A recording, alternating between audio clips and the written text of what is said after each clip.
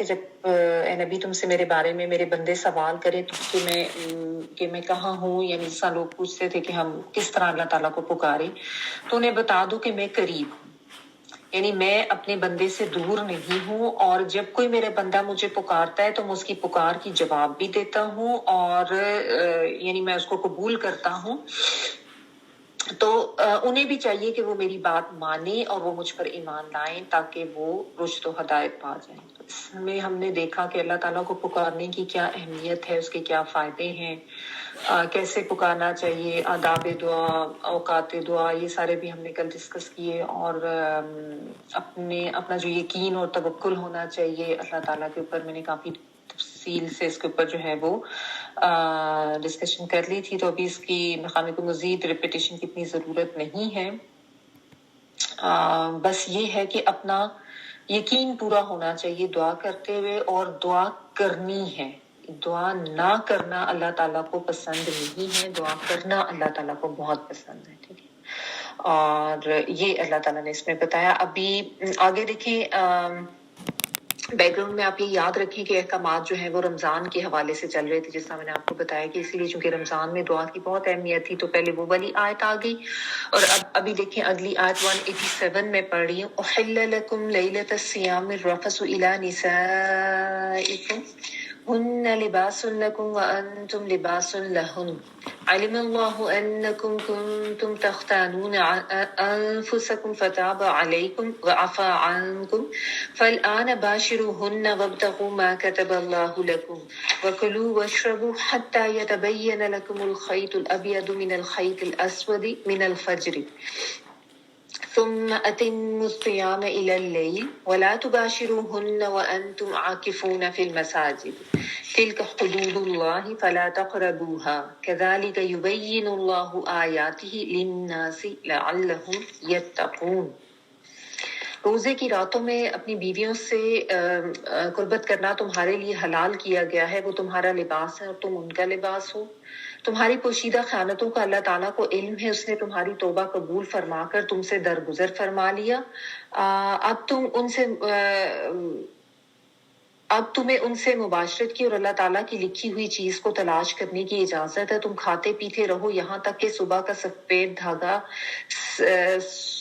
کی سفید دھاری رات کی سیاہ دھاری سے ظاہر ہو جائے، پھر رات تک روزے کو پورا کرو، اور عورتوں سے اس وقت تک قربت نہ کرو جب تک تم مسجدوں میں اعتکاف میں ہو۔ یہ اللہ تعالیٰ کی بتائی حدود ہے، تم ان کے قریب بھی نہ جانا۔ اس طرح اللہ تعالیٰ اپنی آیات لوگوں کے لیے بیان فرماتے ہیں تاکہ وہ بچ جائیں یا وہ تقویٰ اختیار کریں۔ لفظی ترجمہ دیکھتے ہیں۔ احلہ جو ہے حلال کیا گیا، ہا لام لام، اور یہ میں نے آپ کو پہلے بھی بتایا کہ گرہ کھولنے کے معنی میں آتا ہے، یعنی جائز قرار دے دیا گیا، جو اس کے اوپر پابندی تھی وہ ہٹائی گئی ہے۔ حلال کیا گیا ہے، کیا حلال کیا گیا ہے؟ لکم لیے تمہارے، لیلۃ الصیام، لیلت جو ہے یہ رات کے لیے آتا ہے لیل، اور الصیام جو ہے یہ روزوں کے لیے آتا ہے، صوم کی جمع۔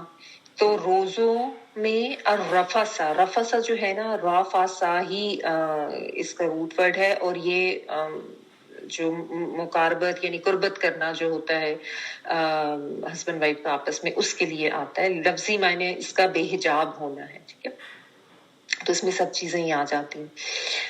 الا طرف نسائکم یعنی بیویوں کے تمہارے، کم تم سب کے لیے، ہننا وہ عورتیں، ہننا جو ہے نا یہ پلورل کے لیے آتا ہے اور فیمیلز کے لیے آتا ہے۔ میل پلورل جو ہے اس کے لیے ہم کا ورڈ آتا ہے، ٹھیک ہے۔ سنگل جو میل ہے اس کے لیے یعنی واحد مذکر جو ہے اس کے لیے ہو آتا ہے، اور جمع مذکر کے لیے ہم آتا ہے۔ تو جو واحد مونس ہے اس کے لیے ہا کی ضمیر آتی ہے، اور پھر جو جمع مونس ہے اس کے لیے ہننا آتا ہے، ٹھیک ہے۔ تو ہم اور ہا اور ہننا، یہ آپ نے یاد رکھنا ہے، ٹھیک ہے۔ اور جو تسنیہ کا صیغہ ہوتا ہے اس میں مذکر اور مونس دونوں کے لیے ہما ہی آتا ہے، ٹھیک ہے۔ تو ہننا جب بھی آئے تو آپ سمجھ جائیں کہ عورتوں کے لیے اسپیسیفائی کر کے بات کی گئی ہے۔ ہننا وہ یعنی وہ عورتیں، لباس ہیں، لام با اور سین اس کا روٹ ورڈ ہے۔ لکم لیے تمہارے، وانتم اور تم لباس ہو، لہن لیے ان کے، یعنی لیے ان عورتوں کے. لبسا جو ہے وہ ایسے لپیٹ لینے کے معنوں میں آتا ہے یا کور کر لینا. علما جان لیا اللہ تعالیٰ نے، انکم بے شک تم، کنتم ہو تم، تختانون، خا واو نون اس کا روٹ ورڈ ہے اور یہ خیانت سے یہ ورڈ ہے کہ تم خیانت کرتے تھے. جو ہے تم کے لیے آ رہا ہے اور پھر آگے خا واو نون اس کا روٹ ورڈ ہے، بیچ میں جو تے ہے وہ باپ کی وجہ سے آ رہی ہے. تم خیانت کرتے انفسکم اپنے نفسوں سے. فتابا تو وہ مہربان ہوا. تابا یتوبو توبہ والا ورڈ، اور اللہ تعالیٰ کی نسبت سے جب یہ بات آتی ہے تو مہربانی کے معنی میں آتی ہے کہ اللہ تعالیٰ مہربان ہوا. تو یا پس کے معنی میں، پس وہ مہربان ہوا کس پر؟ علیکم تم پر. اور عفا اس نے معاف کر دیا. عفو درگزر، این فے واو وہی والا ورڈ ہے یہ. انکم تم سے، ٹھیک ہے. فل آنا پس اب یہ اب کے معنوں میں ہے، ٹھیک ہے.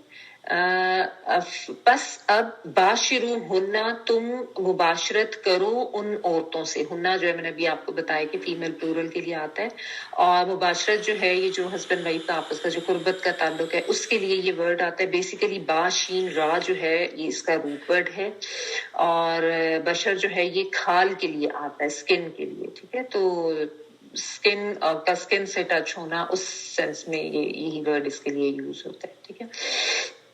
اچھا، وابتغوا اور تلاش کرو، با غین اور یا، ابتغا بغی بغاوت یہ چاہنے کے معنوں میں ہوتا ہے. جو باغی ہوتا ہے وہ بھی کوئی چیز چاہ رہا ہوتا ہے، ٹھیک ہے. تو تلاش کرو ما جو کتب لکھ دیا، یعنی جو کہ اللہ تعالیٰ نے جو ایک قانون دے دیا. کتبہ جو آتا ہے وہ قانون دے دیا جانا، لکھ دیا جانا اللہ تعالیٰ کی طرف سے، جو بھی یعنی شریعت کی جو بات بتا دی جاتی ہے. تو کتبہ لکھ دیا اللہ تعالیٰ نے، لکم لیے تمہارے، وکلو الف کاف اور لام اس کا روٹ ورڈ بنتا ہے، حمزہ کاف لام. اور کھاؤ، کلو جو ہے یہ اکلا سے ہے امر کا صیغہ. وکلو اور کھاؤ، وشربو شین را با اور پیو، حتی یہاں تک کہ یتبینا وہ واضح ہو جائے. شروع میں یہ جو ہے وہ کے معنوں میں آتین والا، اور تبینہ جو ہے بین با یا نون بیان کرنا، واضح کرنا. تو تبینہ واضح ہو جائے، لکم لیے تمہارے، الخیط خیط جو ہے یہ یہی روٹ ورڈ ہے اور یہ دھاگے کے لیے آتا ہے عربی میں، دھاگے کے لیے کہتے ہیں، ٹھیک ہے. الابید سفید، یہ آپ کو پتہ ہے بیدا کا ورڈ با یا دود انڈے کے لیے بھی آتا ہے. تو وائٹ رنگ کے لیے آتا ہے. من الخیط الاسود کالے دھاگے سے. اسود جو ہے یہ آپ کو پتہ ہے کالے کے لیے آتا ہے، حجر اسود سب کو پتہ ہی ہے. خیط کا ورڈ جو ہے یہ بعض دفعہ رنگ کے لیے بھی آتا ہے، لیکن یہاں پہ یہ دھاری یا دھاگا ہی مراد ہے اس سے. من الفجر فجر سے. ثم پھر اتمو، تے میم سے ہے یہ، تمام کرو، پورا کرو. اتمو یہ بھی امر کا صیغہ ہے. الصیامہ روزے، الی اللیلی رات تک، الی طرف اور لیل رات. ولا اور نہ تباشروہن تم مباشرت کرنا ان عورتوں سے، وانتم حالانکہ تم عاقفون اعتکاف کرنے والے ہو. عین کاف اور فا، عین کاف فا کا مطلب ہوتا ہے جم جانا، اور بیسیکلی شریعت میں اس سے مراد ہے اعتکاف سے کیا مراد ہے؟ اللہ تعالیٰ کی رضا کے لیے سب دنیاوی کام چھوڑ کے کسی جگہ پر عبادت کے لیے بیٹھ جانا، مسجد وغیرہ میں، ٹھیک ہے، گوشہ نشین ہو جانا مسجد میں. فی المساجدی مسجدوں میں. تلکا یہ جس طرح ذالکا ہوتا ہے نا، اسی طرح تلکا بھی ہوتا ہے. یہ حدود اللہ حدود ہے اللہ کی. یہ ریڈ لائٹ اللہ تعالیٰ نے بتا دیے. فلا تو نہیں، تقربوہا تم قریب جاؤ ان کے. تا تم کے معنوں میں قاف را با قربت، تقربو جو ہے واو پلورل کے لیے آ رہا ہے، اور ہا اس کے، یعنی وہ جو اللہ تعالیٰ نے ریڈ لائن بتائی ہے، حدود بتائی ہے. کذالک اسی طرح، یبین اللہ وہ بیان کرتا ہے، یہ وہ کے معنوں میں با یا نون بیان کرنا، اللہ تعالیٰ آیات ہی آیات اپنی، للناسی لیے لوگوں کے، لعلہم تاکہ وہ، یتقون وہ بچ جائیں، وہ تقوی اختیار کر لیں، وہ پرہیزگار ہو جائیں. ٹھیک ہے. اچھا جی، یہ بھی بہت امپورٹنٹ اور بہت ہی زبردست آیت ہے اور سمجھنے والی. اب ظاہر ہے یہ تھوڑے فقہی آپ کہہ لیں کہ اس میں احکامات ہیں، یعنی جب احکامات آتے ہیں تو پھر کچھ سوالات بھی ذہن میں آتے ہیں اور یا ان کی مزید ڈیٹیل جو ہے وہ ضروری ہو جاتی ہے. تو یہاں پہ بھی رمضان سے متعلق ہی ہدایات دی جا رہی ہیں.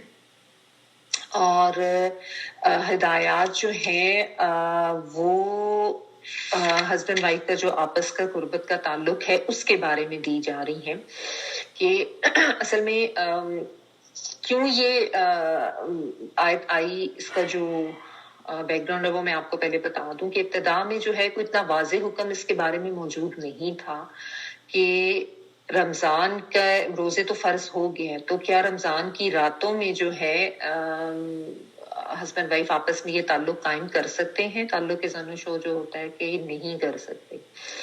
تو ہوتا یہ تھا کہ اس کو اکثر لوگ جو ہے وہ غلط تو سمجھتے تھے کہ غالباً نہیں کر سکتے، لیکن غلط سمجھنے کے باوجود بھی ظاہر اپنے آپ کو روک نہیں پاتے تھے اور راتوں میں یہ کام کر لیتے تھے. اور پھر جو ہے وہ تھوڑا سا جیسا کہتے ہیں گلٹ ان کو ہوتا تھا اور گلٹی کانشیس ہوتے رہتے تھے. تو اس لیے اللہ تعالیٰ نے تختنون انفسکم کے الفاظ یوز کر کے تھوڑی سکے کی تنبیہ کی کہ تم اپنے نفسوں سے ایک طرح کی خیانت کر رہے تھے، کیونکہ اپنے ضمیر یا اپنے دل میں تم اس کو غلط سمجھتے تھے لیکن پھر بھی وہ کام تم کر لیتے تھے. تو جب انسان کو گناہ کرتا ہے تو خود سے، یعنی جس طرح ہوتا ہے نا شرمندہ ہو رہا تھا، اپنا ضمیر اس کو ملامت کرتا ہے کہ یہ نہیں کرنا چاہیے تھا کیونکہ اس کو پتا ہوتا ہے کہ یہ غلط ہے. ٹھیک ہے. تو ایک طرح سے انسان خود سے خیانت کر رہا ہوتا ہے. لیکن ایکچولی یہ کام غلط نہیں تھا مگر تم کر رہے تھے، لیکن تم اس کو خود ممنوع سمجھتے تھے. تو ممنوع سمجھتے ہوئے کرتے تھے تو خیانت کر رہے تھے. تو اس لیے اللہ تعالیٰ نے اس کے اوپر احکامات جو ہیں وہ واضح طور پہ دے دیے تاکہ کوئی ایسی مجرمانہ ذہنیت جو ہے وہ نہ بننی شروع ہو جائے انسان. ٹھیک ہے نا، کہ غلط تو سمجھ رہے ہیں لیکن اب اپنے آپ کو روک بھی نہیں رہے ہیں اور کرے بھی جا رہے ہیں. اور چونکہ اس میں اللہ تعالیٰ نے اجازت دی تو اللہ تعالیٰ نے یہ فرمایا کہ اس کو اللہ کی اجازت سمجھ کر کرو، اپنے ضمیر اور اپنے دل کی ایک طہارت کے ساتھ. ٹھیک ہے. اصل میں اس کے بارے میں یہ بھی مفسرین لکھتے ہیں کہ جو یہود ہے نا، ان میں یہ کانسیپٹ تھا کہ ان میں پورا یعنی دن و رات کا روزہ ہوتا تھا. جس طرح انہوں نے بس افطار کیا نا، یعنی مغرب کے ٹائم پہ، اس کے بعد سے سب کچھ ان کا منع ہو جاتا تھا، کھانا پینا بھی اور اس طرح کا تعلق بھی تھرو آؤٹ نائٹ بھی، اور پھر اگلے دن بھی. اور پھر اگلے دن وہ پھر جا کے مغرب کے بس ٹائم پہ جو ہے وہ ایک یعنی میل وہ لیتے تھے. یعنی آپ سمجھ لیں کہ پورا 24 گھنٹے میں بس ایک وہ میل لیتے تھے اور وہی ان کا ایک ٹائم ہوتا تھا. اس کے بعد سے دوبارہ ان کا روزہ شروع ہو جاتا تھا. جو کہ یہ نہیں پتہ چلتا کہ حضرت موسیٰ علیہ السلام نے ہی اس کی کوئی تنقین کی تھی یا ان کے انہوں نے خود اس پہ اتنی زیادہ سختی کر لی تھی. بہرحال یہ ایک کانسیپٹ تھا. تو اسی وجہ سے جو صحابہ کرام تھے وہ بھی یہی سمجھتے تھے کہ شاید رات کے وقت جو ہے وہ بھی اس قسم کے کام نہیں کیا جا سکتا. اسی لیے آگے جو ہے وہ کھانے پینے کے بارے میں بھی ڈیٹیلز بتا لی گئی کہ یہ لوگ سمجھتے تھے کہ شاید اب مغرب کے بعد کھا لیے تو بس عشاء تک کھا سکتے ہیں، اس کے بعد نہیں کھا سکتے. یا اگر عشاء کے بعد کوئی سو گیا ہے تو سو کے اٹھ کے شاید اب وہ نہیں کھانا پینا کر سکتا. اور وہی بات ہے رات کے وقت کوئی ایسا تعلق بھی نہیں قائم کیا جا سکتا. اس طرح کے کانسیپٹ، یعنی کوئی ایسا واضح حکم ابھی موجود نہیں تھا. تو مختلف قسم کی آپ کہہ لیں کہ کنفیوژنس تھیں اور لوگ نے کر بھی لیا ایسا، اور اس کے بعد جو ہے وہ بہت زیادہ پریشان ہوئے کہ یہ ہم نے شاید غلط کر لیا کہ روزے کی راتوں میں ہم نہیں کر سکتے تھے، اس طرح کا تعلق قائم نہیں کر سکتے تھے. تو اس پہ پھر وہ کنفیوژن ختم کرنے کے لیے واضح طور پہ اللہ تعالیٰ نے یہ بات بتا دی اور کہہ دیا کہ یہ جو اس لیے اللہ تعالیٰ نے علم اللہ انکم کنتم تختانون انفسکم، کہ اللہ تعالیٰ نے جان لیا کہ تم یہ کام کر کے اپنے نفسوں سے ایک طرح کی خیانت کر رہے ہو، کیونکہ تم اپنے دل میں تو اس کو غلط ہی سمجھتے تھے. تمہارا ضمیر تمہیں ملامت کرتا تھا اور تمہیں یہی لگتا تھا کہ تم نے خیانت کی ہے، غلط کی ہے. تو اس لیے اللہ تعالیٰ نے کو واضح ہدایت دے کے بتا دیا کہ اپنے ضمیر پہ تمہارے کوئی بوجھ نہ ہو، تمہیں کوئی ایسا نہ لگے کہ تم غلط کر رہے ہو، خیانت کر رہے ہو، اللہ کی طرف سے اس اجازت اس کو سمجھتے ہوئے یہ کام کرو تو تمہارے لیے جو ہے وہ ظاہر یعنی ایک طہارت بھی رہے گی، تمہارے ذہن کی بھی، تمہارے ضمیر کی بھی، اور کوئی بوجھ تم پہ نہیں ہوگا۔ تو اللہ تعالیٰ نے بتا دیا کہ اس میں کوئی حرج نہیں ہے، تم اپنی جو وائفس ہیں ان کے ساتھ یہ تعلق رمضان کی راتوں میں قائم کر سکتے ہو، اس میں حرج نہیں ہے۔ تو احل لکم لیلۃ الصیام یعنی حلال کر دیا گیا ہے تمہارے لیے رغبت کرنا یا مقاربت کرنا اپنی بیویوں کے ساتھ روزے کی راتوں میں۔ اچھا، پھر اللہ تعالیٰ نے بہت ہی خوبصورت مثال دے کے بہت زبردست کنارے سے یہ بات کی ہے، اور اس کے بارے میں اللہ تعالیٰ نے کہا ہن لباس لکم وانتم لباس لہن، وہ تمہارا لباس ہے اور تم ان کے لیے لباس ہو۔ یہ بھی اتنی خوبصورت طریقے سے اللہ تعالیٰ نے مثال دی ہے اور اتنے اچھے طریقے سے اس چیز کو ایکسپلین کیا ہے، اور اس کو اگر سمجھ لینا تو بہت سے جو ازدواجی زندگی کے مسائل ہیں وہ بھی حل ہو سکتے ہیں۔ یہاں پہ تو یہ بات اللہ تعالیٰ نے اس طریقے سے کی ہے کہ یعنی اس وجہ سے کی ہے کہ اللہ تعالیٰ کے کہنے کا مقصد یہاں پہ یہ ہے کہ جس طرح لباس اور جسم جو ہے وہ ایک دوسرے کے لیے اتنے لازم و ملزوم ہے کہ وہ ایک دوسرے سے دور نہیں رہ سکتے، اسی طرح ہسبینڈ وائف کا بھی ریلیشن شپ ہوتا ہے کہ وہ ایک دوسرے کے لیے اتنے لازم و ملزوم ہوتے ہیں کہ ایک دوسرے سے دور نہیں رہ سکتے، ہے نا۔ تو اس لیے جو تمہارا روزے کا جو ٹائم ہے طلوع فجر سے لے کے غروب آفتاب تک، بس اس میں اس چیز کی ممانت ہے، اس کے بعد نہیں ہے۔ رات میں تم کر سکتے ہو، جیسا میں نے آپ کو بتایا کہ وہ لوگ سمجھتے تھے کہ شاید رات میں بھی نہیں کر سکتے، تو اللہ تعالیٰ نے کہا کہ یہ تم مطلب ہسبینڈ وائف جو ہے وہ تو ایک دوسرے کے لیے لباس کی طرح ہے، جیسا لباس اور جسم ایک دوسرے سے دور نہیں رہ سکتے، اسی طرح ہسبینڈ وائف بھی ایک دوسرے سے دور نہیں رہ سکتے، تو اس لیے اس میں کوئی حرج نہیں ہے، ٹھیک ہے۔ تو یہ اس طریقے سے کہہ کے اللہ تعالیٰ نے یہاں پہ یہ بات کی، لیکن اس میں مزید بھی بہت ساری چیزیں ہیں جو کہ سمجھنے کی۔ اللہ تعالیٰ نے لباس کیوں کہا ہسبینڈ وائف کو ایک دوسرے کا؟ سب سے پہلے تو آپ اس میں یہ دیکھیں کہ کس طرح ایک مساوات کے تحت بات کی گئی ہے، ٹھیک ہے۔ اللہ تعالیٰ نے کہا وہ عورتیں تمہارا لباس ہیں اور تم اب ان کا لباس ہو، یعنی تمہاری بیویاں تمہارے لیے لباس ہیں اور تم اپنی بیویوں کے لیے، یعنی اس میں دونوں کے لیے بالکل ایک جیسے الفاظ استعمال کر کے اللہ تعالیٰ نے بات کی۔ کوئی مرد کو سر کی پگڑی وغیرہ کہہ کے بات نہیں کی گئی، ایک مساوی طریقے سے بات کی گئی ہے، کیونکہ یہ بھی ایک بہت زیادہ پروپیگنڈا اسلام کے اگینسٹ کیا جاتا ہے، اور اکثر مسلمان بھی یہی سمجھتے ہیں کہ پتنی عورت جو ہے اس کی تو بڑی تذلیل کی گئی ہے اسلام میں، یا اس کو کوئی اسٹیٹس نہیں ملتا اسلام میں، حالانکہ اسلام ہی وہ واحد مذہب ہے جو عورت کو بہت زیادہ مقام دیتا ہے، ماں کی حیثیت سے بھی، بیوی کی حیثیت سے بھی، بیٹی کی حیثیت سے بھی، ہر لحاظ سے عزت تکریم اسلام نے جو ہے وہ عورت کو دی ہے۔ تو یہاں پہ بھی آپ دیکھیں کہ اللہ تعالیٰ نے کس طرح اتنی زبردست مثال دی ہے، اور اس میں بھی بالکل ایک جیسے لیول پہ دونوں کے لیے بات کی گئی ہے، کسی لحاظ سے بھی یہاں پہ کوئی عورت کا یا بیوی کا درجہ جو ہے وہ کم نہیں کیا گیا، جیسا کہ ہمارے عموماً سمجھا جاتا ہے کہ ایسی بات نہیں ہے، ٹھیک ہے نا۔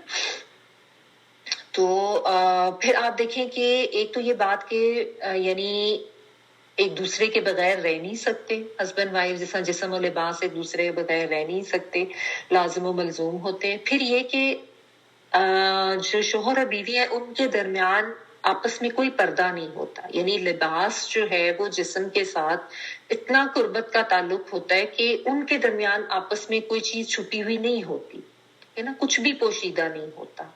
تو اسی طرح کا ریلیشن شپ ہونا چاہیے شوہر اور بیوی کا آپس میں، کہ بالکل ایک دوسرے کے ساتھ یعنی بالکل شفاف، بالکل پیور، اور بالکل ایک دوسرے کے ساتھ جسے کہتے ہیں کہ عیاں ہو ایک دوسرے کے ساتھ۔ کوئی ایسی چیزیں نہیں ہیں کہ ایسے معاملات نہیں ہونے چاہیے کہ شوہر جو ہے وہ بیوی سے معاملات چھپا رہا ہے اپنی چھوٹی چھوٹی چیزیں، اور بیوی جو ہے وہ شوہر سے اپنی چیزیں چھپا رہی ہے، یہ تو ایک طرح کی خیانت ہوگی نا ایک دوسرے سے۔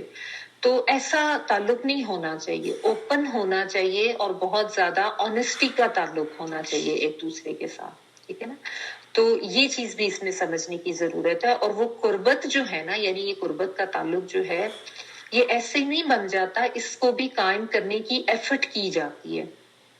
اس میں ایک دوسرے کے لیے قربانی بھی دی جاتی ہے، اور پھر تھوڑا صبر اور حوصلے سے بھی کام لیا جاتا ہے، کچھ ٹائم بھی دیا جاتا ہے ایک دوسرے کو، تاکہ جو ہے سمجھا جائے، اور پھر آپس میں جو ہے یعنی وہ ایک کلوزنس اور آپس میں ایک فرینڈشپ والا جو ایلیمنٹ ہے اس کو ڈیولپ کیا جاتا ہے، اس کے لیے ایفرٹ کرنی پڑتی ہے، ٹھیک ہے نا. تو یہ چیز اس میں بھی سمجھنے کی ضرورت ہے کہ ٹائم لگتا ہے اور ایفرٹ بھی لگتی ہے، لیکن کرنی ہے ایفرٹ بھی اور لگانا ہے ٹائم اس قربت کو قائم کرنے کے لیے. اللہ تعالیٰ نے دیکھیں کتنی پیاری مثال دے کے اس کو سمجھایا ہے. اور آپ دیکھیں جو فرسٹ جو رشتہ جو زمین پہ بنایا گیا تھا وہ یہی تھا، شوہر اور بیوی کا ہی رشتہ تھا، حضرت آدم علیہ السلام کے ساتھ حضرت حوا علیہ السلام کو بنایا گیا تا. تو یہ اتنا اہم رشتہ ہے کہ اللہ تعالیٰ نے سب سے پہلا رشتہ جو قائم کیا تھا وہ یہی کیا تھا، ٹھیک ہے. اور اس رشتے کی خوبصورتی یہی ہے کہ اس میں بہت، ویسے تو ہر رشتے کی خوبصورتی یہ ہے کہ اس میں پیورٹی ہونی چاہیے، محبت ہونی چاہیے، لیکن یہ ایسا رشتہ ہے کہ جس میں کوئی سوتیلے پن کی گنجائش بھی نہیں ہے. یعنی جس طرح والدین سوتیلے ہو سکتے ہیں، بہن بھائی سوتیلے ہو سکتے ہیں، لیکن میاں بیوی کا رشتہ ایسا ہے کہ اس میں بس خالص پن ہی ہوتا ہے اور ہونا چاہیے، ٹھیک ہے نا. یہ اتنا زیادہ قربت کا رشتہ ہے. تو جتنا زیادہ اخلاص ہوگا، جتنی زیادہ سچائی ہوگی اس رشتے میں، اتنی زیادہ قربت ہوگی اور اتنی زیادہ اچھی دوستی آپس میں ہوگی، ٹھیک ہے نا. اچھا، پھر آپ دیکھیں کہ لباس جو ہے وہ قربت بھی ہوتا ہے اور ایک دوسرے کے لیے لازم و ملزوم بھی ہے، جسم اور لباس. اور پھر آپ دیکھیں کہ لباس پردہ پوش ہوتا ہے، یعنی ڈھانپتا ہے، ستر پوشی کی جاتی ہے انسان کے جسم کی لباس پہن کے. تو اسی طرح جو شوہر اور بیوی ہیں ان کو بھی ایک دوسرے کے لیے پردہ پوش ہونا چاہیے. یعنی یہ نہیں ہونا چاہیے کہ بیوی جو ہے وہ کہیں پہ بیٹھی ہے تو اپنی شوہر کی برائیاں بیان کرنا شروع کر دے، جس طرح کہ انفارچونیٹلی اکثر ہمارے ہاں یہ معاملہ کیا جاتا ہے کہ جب عورتیں اکٹھی بیٹھتی ہیں تو اپنے شوہروں کی برائیاں شروع کر دیتی ہیں یا ان کے بارے میں اس طرح کی غلط باتیں کرنا شروع کر دیتی ہیں. دیکھیے، اگر کسی کو کوئی تکلیف ہے، کسی کے اوپر کوئی ظلم ہو رہا ہے، تو کسی ایسے سے بیان کر دینا، اپنی بہن سے یا ماں سے یا کسی ایسے سے رشتے سے جس سے آپ کو پتا ہو کہ اس سے آپ کو کوئی ہیلپ مل سکتی ہے، وہ ایک اور چیز ہے. لیکن میں بات کر رہی ہوں جو محض صرف ایک یعنی بات ایک چسکے کے لیے، فن کے لیے جو ہے بس وہ، یا ایک عادتاً ہوتا ہے بعض عورتوں کو کہ بس وہ شوہر کی برائیاں شروع کر دیں گی کہیں بیٹھ کے، ٹھیک ہے. اور اسی طرح بعض ہسبینڈس کو بھی یہ پرابلم ہوتی ہے کہ وہ لیٹ ڈاؤن کرنے کے لیے بیویوں کو ان کی ایبسنس میں بھی اور ان کی پریزنس میں بھی اتنی، یعنی ان کا وہ غلط رویہ ہوتا ہے کہ وہ برائیاں جو ہے وہ بیان کرنا شروع کر دیتے ہیں، ٹونٹ کرنا شروع کر دیتے ہیں، کوئی تانا، کوئی طنز، اس طرح کی باتیں، اور کوئی بھی جو اس کی برائی ہوگی وہ بڑے آرام سے کھلے عام بتا دیں گے. That is very wrong and very damaging for this relationship. اس کو بھی سمجھنے کی ضرورت ہے کہ آپ دیکھیں، آپ نے فرض کریں کوئی لباس پہنا ہے، اگر اس کے اوپر کوئی داغ لگا ہے یا کوئی کٹ لگ گیا کہیں سے، وہ پھٹا ہوا آپ کو نظر آ رہا ہے، تو آپ اس کو چھپائیں گے لوگوں سے. ہوتا ہے نا، اپنا دوپٹہ یا اپنا حجاب ایسے کر لیں گے، وہ استری کرتے ہوئے تھوڑا سا خراب ہو گیا یا اس طریقے سے. یہ نہیں ہوتا کہ آپ جا کے دکھاتے یہ دیکھو میرے لباس پہ یہاں پہ یہ ٹک لگا ہوا ہے یا یہاں پہ یہ جل گیا ہوا، ایسا تو نہیں ہوتا نا. تو یہ ٹرائی ٹو ہائڈ اٹ. تو اسی طرح سے یہ رشتہ ایسا ہوتا ہے. دیکھیں، ہر انسان میں کمی کوتاہی ہوتی ہے، ہر انسان میں خامی ہوتی ہے. یہ نہیں ہوتا کہ کوئی بھی انسان پرفیکٹ ہو، پرفیکٹ تو صرف اللہ تعالیٰ کی ذات ہے نا. تو یہ نہیں ہونا چاہیے کہ جو ہسبینڈ وائف ہے وہ ایک دوسرے کی خامیاں جو ہے وہ جا کے دوسروں کو بیان کرنا شروع کر دیں. اس سے تو آپس میں دل دور ہوتے ہیں، دل برے ہو جاتے ہیں، ٹھیک ہے نا. تو یہ دھیان رکھنا چاہیے کہ ایک دوسرے کی پردہ پوشی کرنی، لباس کا کام ہی یہی ہوتا ہے. پھر یہ بھی دھیان رکھیں کہ پردہ پوشی میں پھر راز کے حوالے سے بھی بات آ جاتی ہے کہ ہسبینڈ وائف ایک دوسرے کے رازدان بھی ہونے چاہیے اور رازدار بھی ہونے چاہیے. یعنی ایک دوسرے کے رازدار، یعنی ایک دوسرے کا راز شیئر کرنے والے، کہ اتنا خوبصورت اللہ تعالیٰ نے یہ رشتہ بتایا ہے کہ بہت سی چیزیں ایسی ہوتی ہیں جو آپ دوسرے لوگوں سے ڈسکس نہیں کر سکتے. بعض دفعہ انسان اپنے والدین سے, بہن بھائیوں سے بھی نہیں ڈسکس کر سکتا, لیکن شوہر بیوی کا رشتہ اگر اچھا ہو, اگر قربت والا ہو, اگر اچھی دوستی اور فرینڈشپ آپس میں ہو, تو اس کا یہ بہت زیادہ فائدہ ہوتا ہے کہ آپ جو ہے وہ اپنے جو راز اور اچھی چیزیں یا کوئی بھی ایسی چیز جو آپ نہیں ڈسکس کر سکے وہ دوسروں سے, تو آپ اپنے شوہر سے ڈسکس کریں.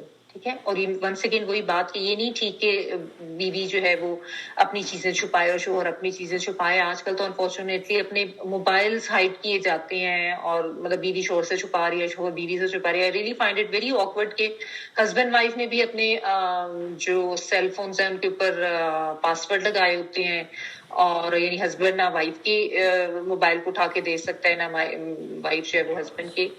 جہاں پہ اس حد تک بات ہوتی ہے نا, وہاں پہ there is definitely something wrong, یعنی کچھ غلط ہو رہا ہوتا ہے جس کو آپ چھپا رہے ہوتے ہیں. ورنہ ہسبینڈ وائف کے درمیان جہاں پہ کسی بھی قسم کا کوئی پردہ نہیں ہے, دیکھیں والدین اور اولاد کے درمیان بھی پردہ ہوتا ہے, بہن بھائیوں کے درمیان بھی پردہ ہوتا ہے, کے درمیان بھی پردہ ہوتا ہے, بہن بھائیوں کے درمیان بھی پردہ ہوتا ہے. لیکن شوہر بیوی کا رشتہ اتنا قربت اور تعلق کا, اس میں قریب والے تعلق کا ہے کہ اس میں تو کوئی پردہ نہیں ہوتا. تو یہ کیا بات ہوئی کہ آپ اپنی چیزیں جو ہے دوسرے سے چھپائے. دیکھیں پرائیویسی از سم تھنگ ایلس, آپ بہن بھائیوں سے, فرینڈ سے, باقی لوگوں سے کر لیں, لیکن اس چیز کو ہسبینڈ وائف کے درمیان نہیں ہونا چاہیے. مطلب یہ اس طرح کا اتنا زیادہ ٹرسٹ والا تعلق ہونا چاہیے کہ اگر آپ نے کبھی اٹھا کے, میں تو اکثر اٹھا کے یوز کر لیتی ہوں اپنے ہسبینڈ کا موبائل, اور وہ بھی لے لیتے ہیں. مطلب ہم نے تو کبھی اس چیز کو فیل ہی نہیں کیا, but I find especially new generation میں جو ہے نا یہ چیز بہت زیادہ آ رہی ہے, اور یہ انکریج نہیں کرنی چاہیے. That is wrong. Husband wife کے درمیان کوئی ایسا وہ نہیں ہونا چاہیے. ٹھیک ہے. بس آج کل وہی جو ایک وہ چل پڑی ہے نا ایک بات کہ بس وہ آئے می مائے, میری ٹیریٹری, میری یہ باؤنڈریز ہیں اور میری پرائیویسی نہ ڈسٹرب ہو, اور وہ ایک جو ایک کانسیپٹ دیا جا رہا ہے آج کل بچوں کو, تو اس میں یہ پرابلم بھی ہو رہی ہے. تو ایک دوسرے کے راز بھی شیئر کرنے چاہیے, اور ایک دوسرے کا رازدان بھی ہونا چاہیے, یعنی اس سیکرٹ کو رکھنا بھی چاہیے آپس میں ایک دوسرے کی. وہی بات پردہ پوشی والی, اگر ہسبینڈ نے بیوی کو کچھ کہا ہے اور اس کو کہا کہ اس کو اپنے تک ہی رکھو, تو اس کو اپنے تک ہی رکھنا چاہیے. یہ نہیں, یہ بھی ایک طرح کی خیانت ہے. یہ اس رشتے کی کا تقاضا ہے کہ ایک دوسرے کی جو راز ہیں ان کو رکھا جائے, اور یہ بھی ایک طرح سے رسپیکٹ میں ہی آتا ہے. تو رازدان بھی ہونا چاہیے اور رازدار بھی ہونا چاہیے. اتنی اچھی فرینڈشپ آپس میں ہو کہ آپ ایک دوسرے کے ساتھ اپنی چیزیں شیئر کریں. دیکھیں کتنا خوبصورت رشتہ ہے یہ. اور پھر ایک دوسرے کی رازوں کو پردہ پوش بھی کرنا ہے. دوسروں کو مت جا کے بتائیں کہ ہمارے گھر میں یہ ہوتا ہے یا وہ یہ کر دیتے ہیں, unless and until کہ بہت ہی کوئی اس طرح کی سچویشن ہے. اچھا, تو پھر اب اس میں تو اتنے پوائنٹس ہیں نا, آپ لوگوں کے بھی ذہن میں کوئی پوائنٹ آیا تو ضرور بتائیں. پھر یہ کہ آپ دیکھیں لباس جو ہے وہ انسان کے لیے زینت کا, خوبصورتی کا باعث ہوتا ہے نا.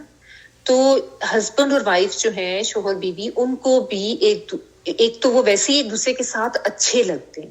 ٹھیک ہے نا, یہ اللہ تعالیٰ کا بنایا ہوا ایک طریقہ کار ہے کہ یعنی ہسبینڈ وائف جو ہے ایک دوسرے کے ساتھ اچھے لگتے ہیں, اور اچھے لگنا چاہیے. یعنی آپ دیکھیں جس طرح کوئی بدصورت یا بدنما جو پٹا پٹا اگر کوئی لباس ہوتا ہے تو وہ شخصیت کو بھی بدنما کرتا ہے نا.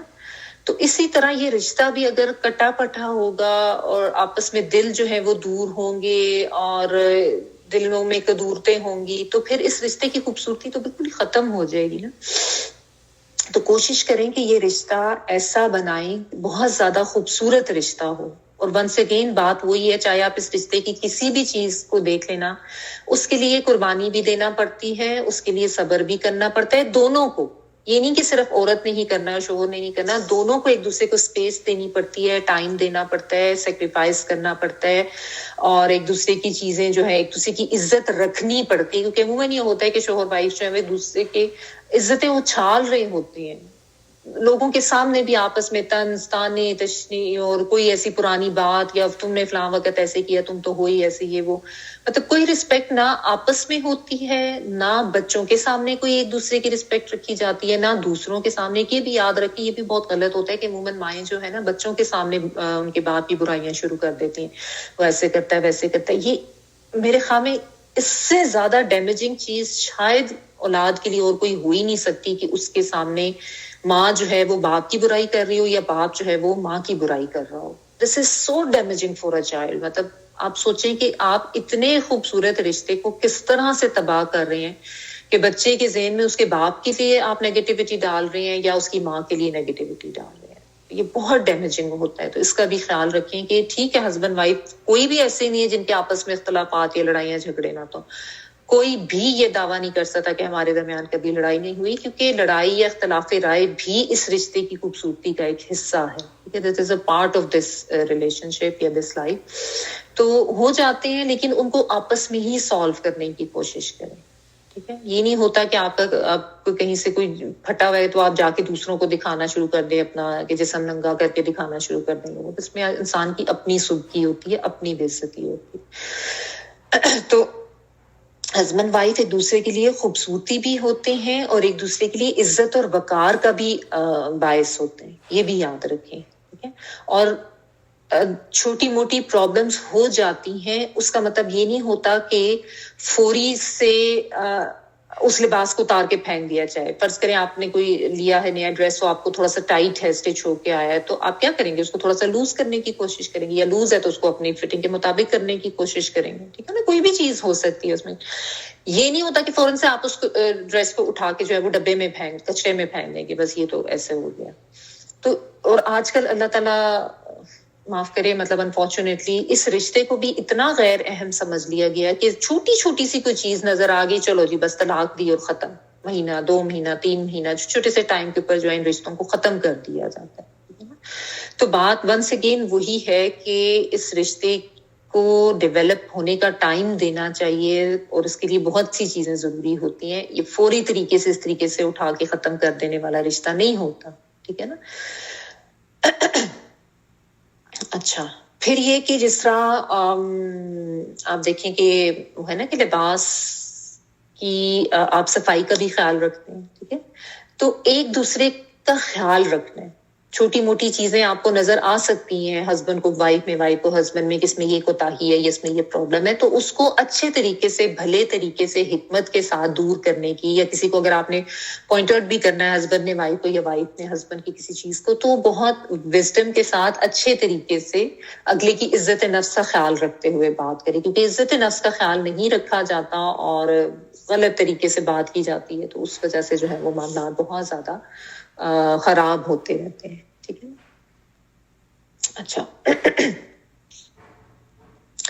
پھر بات وہی ہے کہ آپ دیکھیں جب نکاح کے وقت پہ انسان کہتا ہے نا قبول ہے قبول ہے, تو اس کو اس کی جو یعنی ڈیپتھ ہے یا اس کی جو حقیقت ہے اس کو بھی سمجھنا ضروری ہے کہ کیا قبول ہے. اس کا مطلب یہ ہوتا ہے کہ پھر یہ انسان جو ہے مجھے اپنی صرف اچھائیوں کے ساتھ یا خوبصورتیوں کے ساتھ ہی قبول نہیں ہے, اپنی کمی کوتاہیوں کے ساتھ بھی قبول ہے. یعنی ہر طریقے سے میں اس کو قبول کر رہا ہوں, کیونکہ یہ ذہن میں رکھنا چاہیے نا کہ کوئی بھی پرفیکٹ نہیں ہوتا, کوئی نہ کوئی کمی کوتاہی ہر ایک میں ہوگی. بظاہر دیکھنے میں اگر کوئی بہت پرفیکٹ لگ رہا ہوگا تو اس کی عادات میں کوئی ایسی چیز ہوگی یا اس کی اخلاق میں کوئی ایسی چیز ہوگی, تو یہ چیز دونوں کے ذہن میں ہونی چاہیے. ونس اگین میں وہی بات کروں کہ اللہ تعالیٰ نے اتنی مساوات رکھ کے بات کی ہے, تو یہ بات دونوں کے اوپر لاگو ہوتی ہے. یہ غلط ہے کہ صرف بیوی سے یہ سمجھا جائے کہ اس نے سیکریفائس کرنا ہے, اسی نے برداشت کرنا, اور شوہر جو ہے وہ غلط اور بد اخلاقیاں کرتا رہے, برا سلوک کرتا رہے. ایسا نہیں ہو سکتا, دونوں طرف سے کوشش کی جانی چاہیے برابر کی, اور یہ ضروری ہے. تو یہ یاد رکھیں کہ صبر, تحمل, سپیس دینا, وقت دینا, برداشت کرنا, یہ سب چیزیں بہت ضروری ہیں اس رشتے کے لیے. اس کے بغیر یہ رشتہ نہ چل سکتا ہے اور نہ اس رشتے کو سنبھالا جا سکتا ہے. چھوٹی چھوٹی چیزیں جا کے والدین کو بتانا یا دوستوں سے ڈسکس کرنے لگ جانا, یا گھر والوں سے کہ جی ایسے کرتی ہے یہ ویسے کرتی ہے, یا بیوی جو ہے وہ جا کے شوہر کی برائیاں اپنے گھر والوں سے کرنا شروع کر دے, تو یہ رشتہ خراب ہوتا ہے. بہتر یہ ہوتا ہے کہ حتی الامکان کوشش کریں کہ آپس میں پرابلمس کو حل کریں, کوشش کرنی پڑتی ہے. ٹھیک ہے, یہ یعنی اتنا زیادہ یہ خوبصورت ترین تعلق ہے, لیکن اس چیز کو نہ سمجھنے کی وجہ سے, اس کی خوبصورتی کو نہ سمجھنے کی وجہ سے عموماً جو ہے نا اس رشتے کو اتنا زیادہ بدصورت بنا دیا جاتا ہے ہمارے ہاں. کیونکہ اب دیکھیں خود بخود تو یہ رشتہ نہیں نا چل جانا کہ بس انسان ایکسپیکٹیشنز ہی رکھی جائے اور بس دوسرے سے ڈیمانڈ ہی کیے جائے اور اپنے فرائض کی طرف دھیان نہ دے. ایسا تو نہیں ہو سکتا. ظاہر اپنے جہاں پہ آپ اپنے حقوق کا دھیان رکھتے ہیں تو اپنے فرائض کی طرف بھی دھیان دیں. آج کل بدقسمتی سے یہی معاملہ ہے کہ بس اب ڈیمانڈز بہت زیادہ ہیں, اپنے حقوق کے جھنڈے بہت زیادہ اٹھائے ہوئے ہیں, فرائض کی طرف کوئی نہیں آتا. تو یہ سمجھنے کی ضرورت ہے, ٹھیک ہے نا. پھر ایک بہت زیادہ امپورٹنٹ بات کہ آپ دیکھیں یہ جس طرح جسم کے لیے لباس جو ہے وہ سکون کا باعث ہوتا ہے نا. گرمیوں میں ہم ایسا لباس پہنتے ہیں کہ ہمیں گرمی سے سکون ملے, پتلا ہو, ٹھنڈا, اور سردیوں میں اس طرح کا. تو بیسیکلی لباس کا پرپس کیا ہوتا ہے کہ ہمیں سکون ملے. تو اسی طرح شوہر بیوی کا ریلیشن شپ بھی آپس میں ایسا ہونا چاہیے کہ ایک دوسرے کے لیے سکون کا باعث ہونا چاہیے. اور اس کو تو بہت کلیئرلی اللہ تعالیٰ نے سورۃ الروم میں فرمایا بھی ہے, آیت نمبر 21 میں ہے, وَمِنْ آیَاتِهِ أَنَّ خَلَقَ لَكُم مِّنْ أَنفُسِكُمْ أَزْوَاجًا لِتَسْكُنُوا إِلَيْهَا وَجَعَلَ بَيْنَكُم مَّوَدَّةً وَرَحْمَةً إِنَّ فِي ذَلِكَ لَآيَاتٍ لِقَوْمٍ يَتَفَكَّرُونَ. اور اس کی نشانیوں میں سے ہے کہ اس نے تمہاری ہی جن سے تمہارے لیے جوڑے بنائے تاکہ تم ان سے سکون حاصل کرو. لِتَسْكُنُوا إِلَيْهَا یعنی تم ان سے سکون حاصل کرو. اور اس نے تمہارے درمیان محبت اور رحمت پیدا کی, بے شک اس میں ان لوگوں کے لیے نشانیاں ہیں جو غور و فکر کرتے ہیں.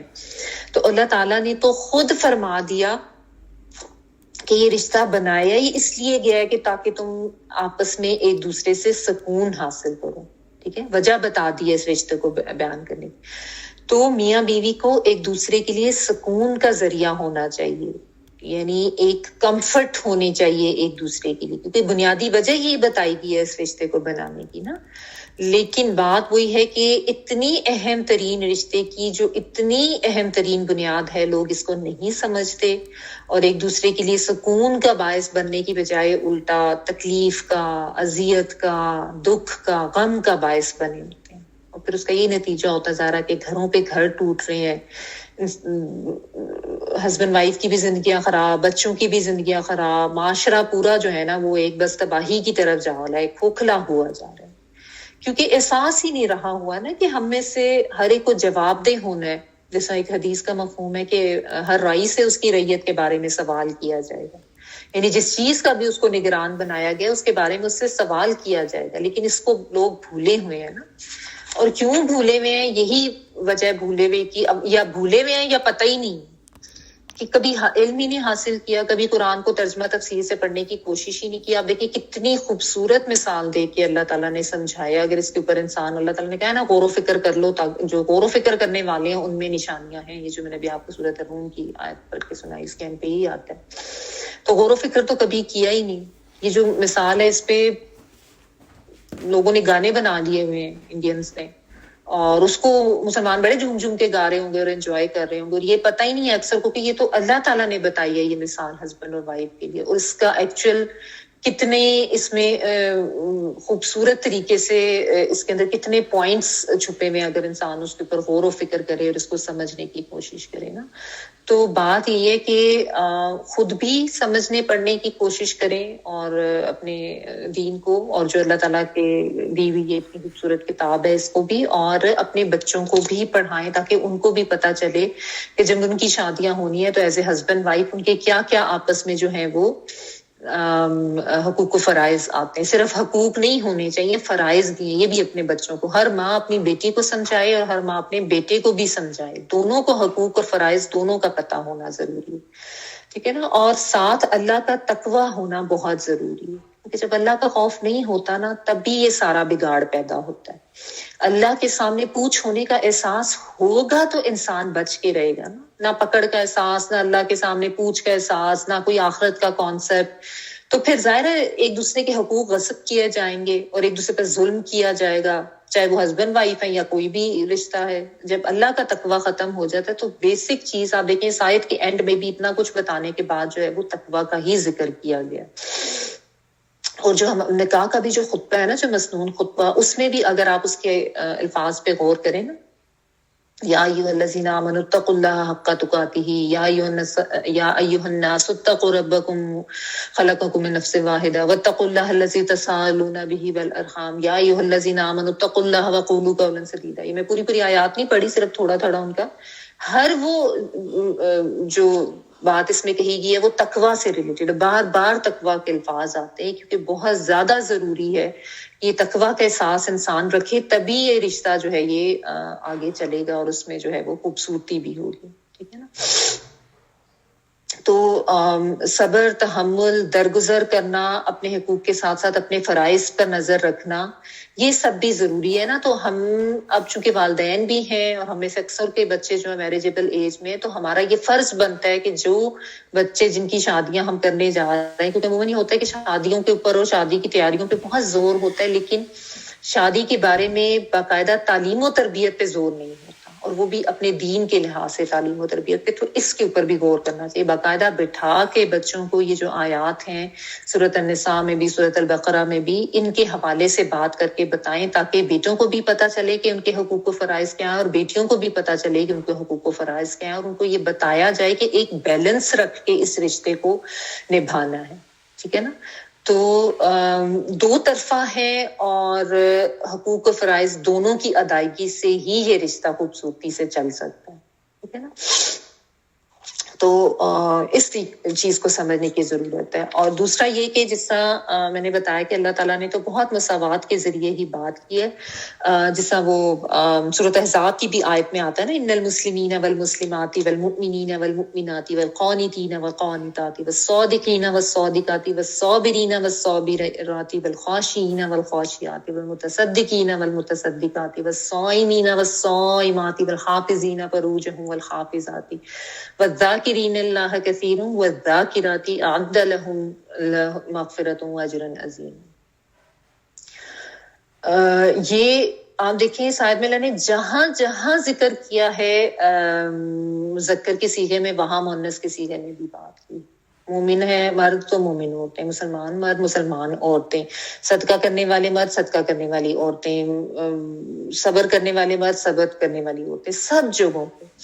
تو یہ کانسیپٹ ہی غلط ہے کہ جی اسلام میں جو ہے عورت کو کوئی اہمیت نہیں دی گئی ہے، عورت کا درجہ جو ہے وہ کم رکھا گیا ہے. صرف یہ ہے کہ جو الرجال قوامون علی النساء والی جو بات ہے جو آگے سورۃ النساء میں آتی ہے، اللہ تعالیٰ نے جو یہ ایک انسٹیٹیوٹ بنایا ہے کہ جو کہ بہت زیادہ اہم انسٹیٹیوٹ ہے، یعنی جو خاندان کا جو ایک سسٹم جس کو ہمارے دین میں بہت اہمیت ہے، اس میں ہر ایک کو اپنی اپنی ذمہ داریاں دی گئی ہیں. شوہر کو اس کی ذمہ داریاں دی گئی ہیں، بیوی کو اس کی ذمہ داریاں دی گئی ہیں. شوہر کو جو ہے وہ جس طریقے سے اللہ نے جو انچارج اس کو بنایا ہے. ظاہر ہے کسی بھی انسٹیٹیوٹ کا نظام چلانے کے لیے ایک انچارج ہونا ضروری ہے، دو ہوں گے تو کام گڑبڑ ہوگا. تو اپنی اپنی ذمہ داریوں اور اپنے اپنے فرائض جو ہیں اور اپنے اپنے حقوق جو ہیں ان کے اوپر نظر رکھیں، تو پھر کبھی بھی اس کے بارے میں جو ہے نا وہ کوئی غلط کانسیپٹ کریٹ ہی نہیں ہوگا. ٹھیک ہے نا. اللہ تعالیٰ کی وزڈم کو چیلنج نہیں کرنا چاہیے اپنے عقل کے گھوڑے دوڑا کے، ورنہ انسان منہ کے بل ہی گرتا ہے. کیونکہ عورتیں یہی کرتی ہیں کہ وہ اس چیز کے سمجھ چونکہ نہیں رکھتی، فہم چونکہ نہیں رکھتی، اس کے اوپر اپنی اپنی دماغی دلیلیں لا کے اس کو پھر چیلنج کرتی ہیں، اور پھر وہ غلط قسم کی چیزوں پر آ جاتی ہیں.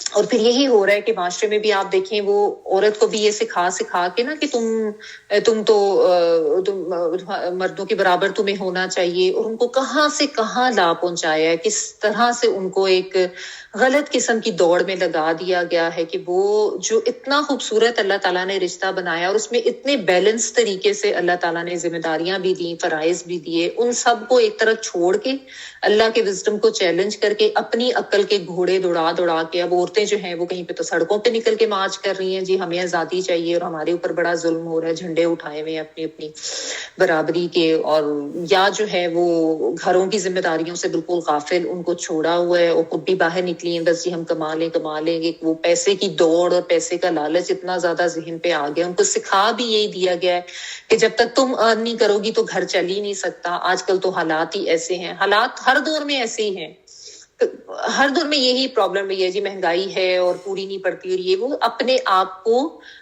اس کے مطابق ڈھالنا پڑتا ہے. ایسی کوئی بات نہیں ہے، اور کوئی یہ عقل مندی نہیں ہے کہ اپنے دودھ پیتے بچے کو چھوڑ کے یہ جو ہے وہ دوسروں کے رحم و کرم پہ عورتیں جو ہیں وہ باہر کمانے کے لیے نکل جائیں بلا ضرورت. اگر تو ضرورت ہے تو وہ ایک اور کیس ہے, لیکن بلا ضرورت جو ہے اس کو کرنا یہ بے وقوفی ہی ہے. اس کو سمجھنے کے ساتھ ساتھ نا سمجھانے کی بہت ضرورت ہے. اب ہم لوگ کا تو ٹائم چلو گزر گیا, آگے جو اولاد ہیں اور ان کے ساتھ آپ کو واقعی مطلب ایک طرح کا جہاد ہی ہے, کیونکہ جس طریقے سے ان کو یہ چیز ان کے اندر ڈال دی گئی ہے نا, تو بہت ضروری ہے کہ ان کے ساتھ اس چیز کے ساتھ آن اینڈ آف ڈسکشن کی جاتی جائے. بیٹوں کو بھی سمجھایا جائے, کیونکہ آج کل لڑکوں کی بھی یہی ڈیمانڈ ہوگی ہے کہ جی ہم نے ورکنگ ویمن چاہیے اور جاب والی ہونی چاہیے اور I believe in dual income, اس طرح کی باتیں. تو یہ چیزیں ان کو بھی سمجھانی چاہیے. ٹھیک ہے نا, کوئی اچھی تعلیم سے منع نہیں کیا جا رہا, کوئی اچھی کریئر بنانے سے منع نہیں کیا جا رہا, لیکن جہاں پہ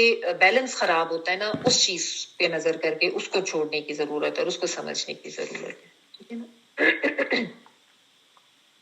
اچھا, تو یہ اللہ تعالیٰ نے آپ دیکھیں کہ کتنے خوبصورت طریقے سے اس رشتے کی جو اہمیت ہے وہ بتائی ہے.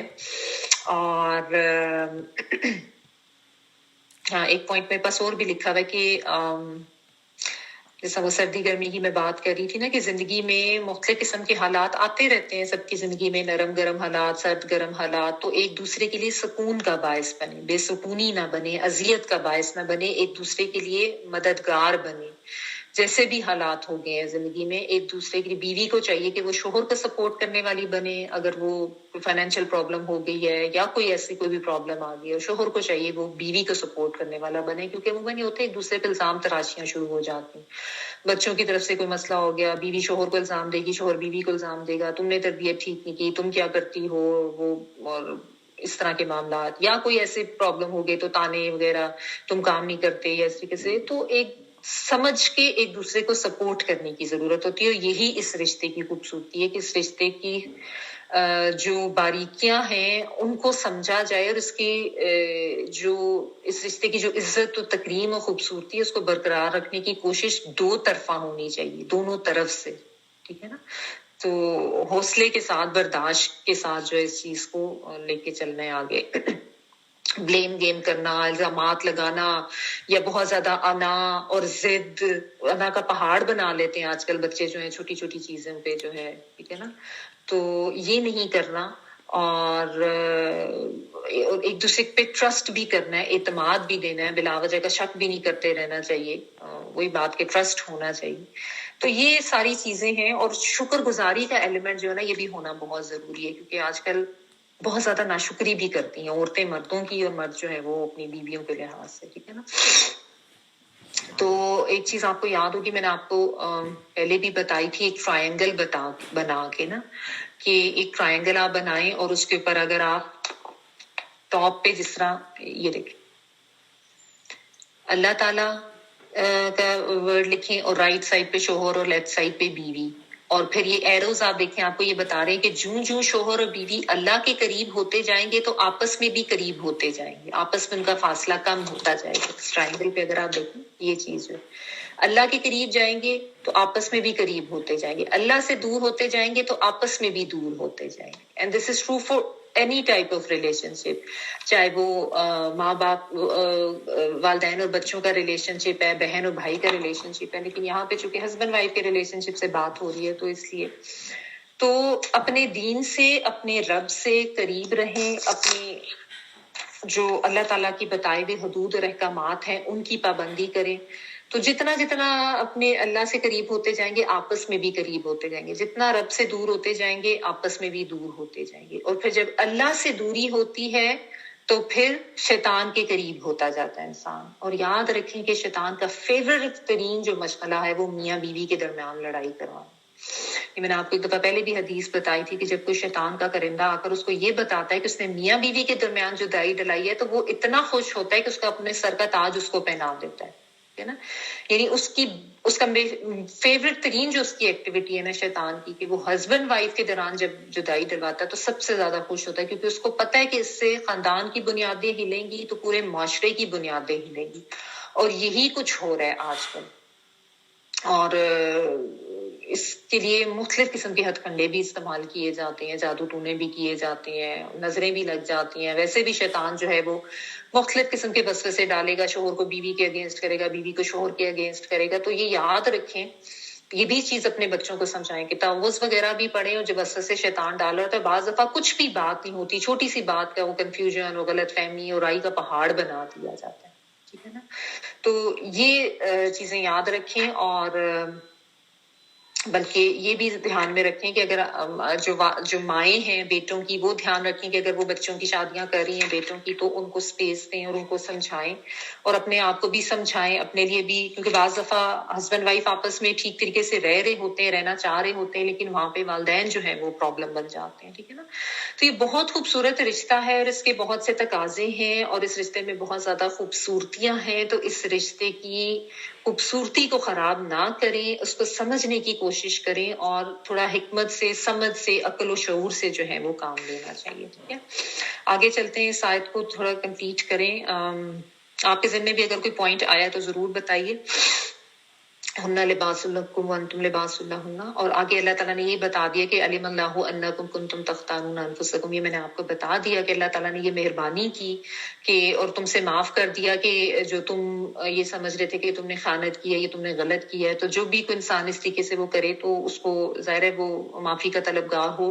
لیکن اللہ تعالیٰ نے جو ہے وہ جو کچھ اگر تم یہ سمجھ رہے تھے کہ تم سے غلط ہوا تو اللہ تعالیٰ نے ان کو معاف کر دیا.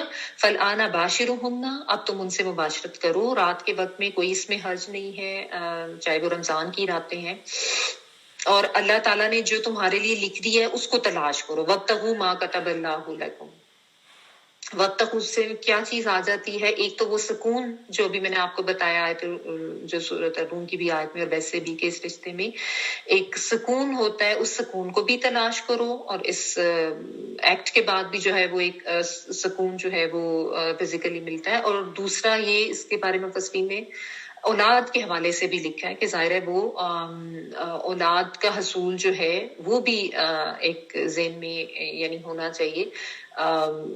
کہنے کا مطلب یہ کہ عورت جو ہے نا صرف یعنی ایک وہ پلیزر یا سیکس سمبل ہی نہیں سمجھنا چاہیے. یہ رشتہ اللہ تعالیٰ نے بنایا ہی اسی لیے ہے کہ اس رشتے کے ساتھ جو ہے جو انسانی نسل کو آگے چلانے کا جو اللہ تعالیٰ نے طریقہ رکھا ہے اس کی تلاش کی جائے. ورنہ جیسا انفارچونیٹلی آج کل یہی ہوتا ہے کہ اس رشتے میں نہ پڑا جائے تاکہ ذمہ داریاں نہ اٹھائی جائیں اور بس ویسے وہ پلیزر اور وہ سکون جو ہے وہ ایک لے لیا جائے. تو دیٹ از رانگ. اللہ تعالیٰ نے یہ اس چیز کو جائز رکھا ہے، لیکن اس رشتے میں بندھنے کے بعد جائز طریقے سے، ٹھیک ہے. اور پھر اس میں اولاد کا حصول جو ہے اس کی سوچ یا وہ بھی ایک تھاٹ جو ہے وہ ہونی چاہیے.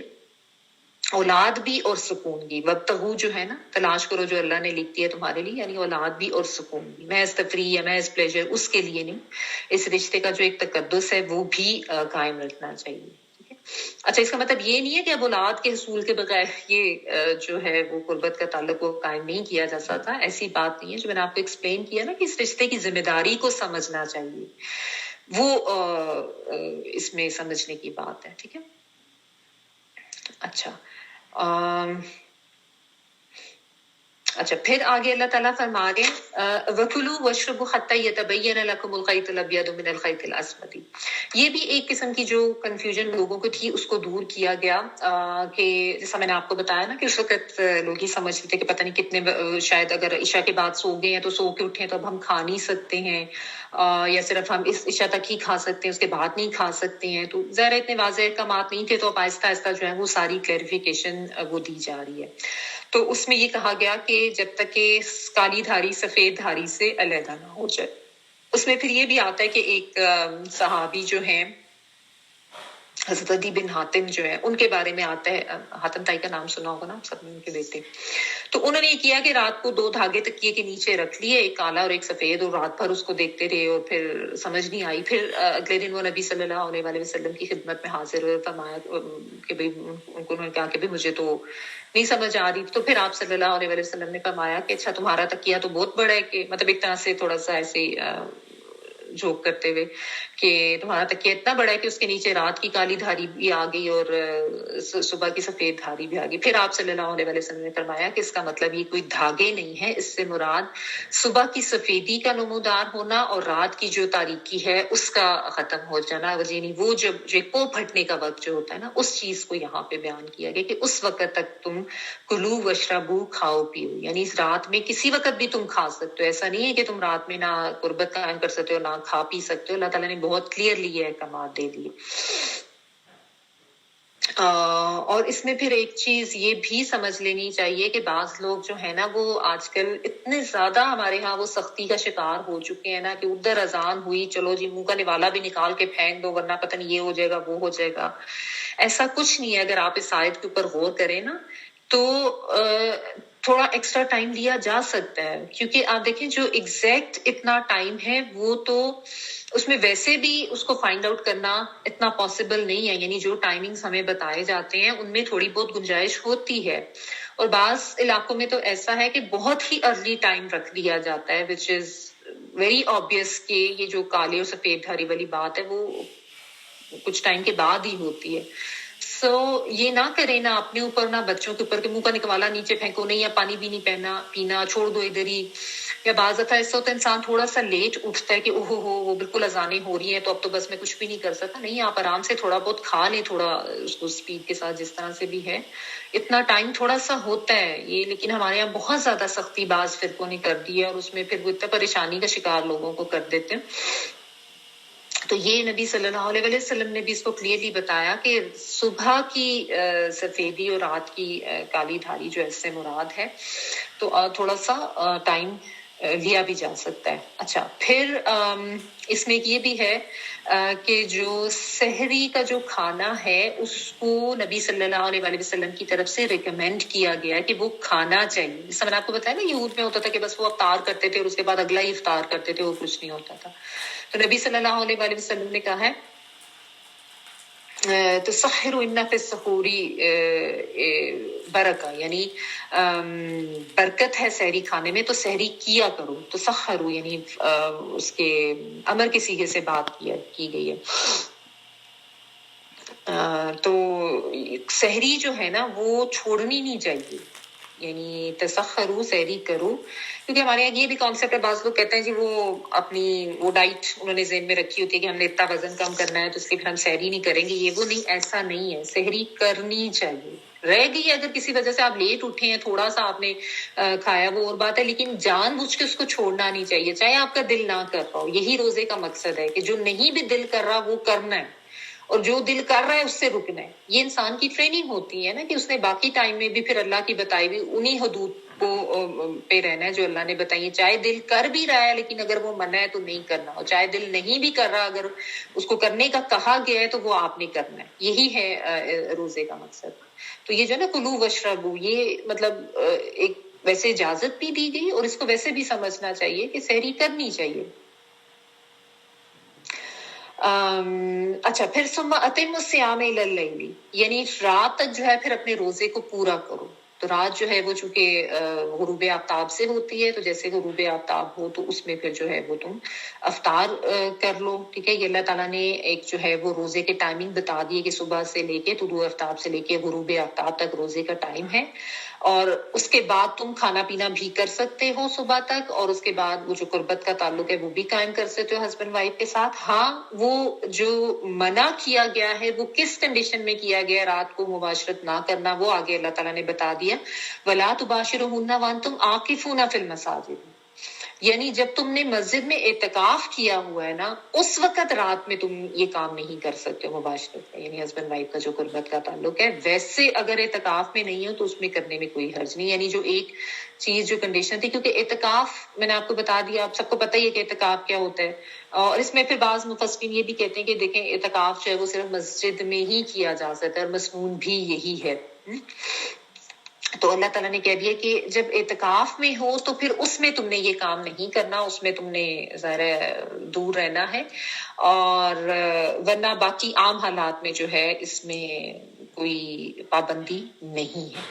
اچھا, اعتکاف جو ہے اس کے بارے میں ایک حدیث کے مفہوم حضرت عائشہ رضی اللہ تعالیٰ عنہ سے مروی ہے کہ اعتکاف کرنے والی کے لیے یہ ہے کہ وہ بیمار کی بیمار کرسی کو بھی نہ جائے، جنازے میں نہ جائے، مباشرت نہ کرے، غسل اور ضروری حاجت کے بغیر جو ہے وہ اعتکاف کی جگہ سے نہ ہلے، یعنی جو اس کی پابندیاں اعتکاف کی بہرحال اچھا نبی صلی اللہ علیہ وسلم سے 10 دن کا اعتکاف بھی ثابت ہے، 20 دن کا بھی ثابت ہے، اور اتفاق صلی اللہ علیہ وسلم نے شوال کے بھی جو 10 دن ہیں ان کا بھی اعتکاف کیا، تو اس کی ڈیٹیل کچھ اور طرح سے آتی ہیں کہ وہ مطلب جو وائفز تھیں انہوں نے ایک دوسرے کی دیکھا دیکھی مقابلے میں جو ہے وہ خیمے لگا لیے تھے مسجد نبوی میں کہ ہم بھی کریں گے، تو آپ صلی اللہ علیہ وسلم نے اٹھوا دیے تھے کہ نیت جو ہے وہ اس طرح کی نہیں ہونی چاہیے، تو اس میں پھر آپ نے جو ہے وہ شوال میں اعتکاف کیا تھا۔ بہرحال یہ اس طرح کی ڈیٹیلز ہیں۔ اچھا آگے دیکھیے اللہ تعالیٰ نے ایک اور بہت اہم بات کی، یہ بھی سمجھنے کی ہے، تلک حدود اللہ فلا تقربوها، یہ اللہ تعالیٰ کی حدود ہے، تم ان کے قریب بھی نہ جانا۔ یعنی جو ڈیٹیل جو اللہ تعالیٰ نے جو حدود بتا دیا نا کہ اعتکاف میں ایسے ہوگا، اعتکاف کے بغیر ایسے ہو سکتا ہے، تو جہاں پہ اللہ تعالیٰ پھر جو حدود بتا دیتے ہیں، اللہ تعالیٰ نے یہ نہیں کہا کہ ان کو تم نے کراس نہیں کرنا، اللہ تعالیٰ نے کہا قریب بھی نہیں جانا ان کو۔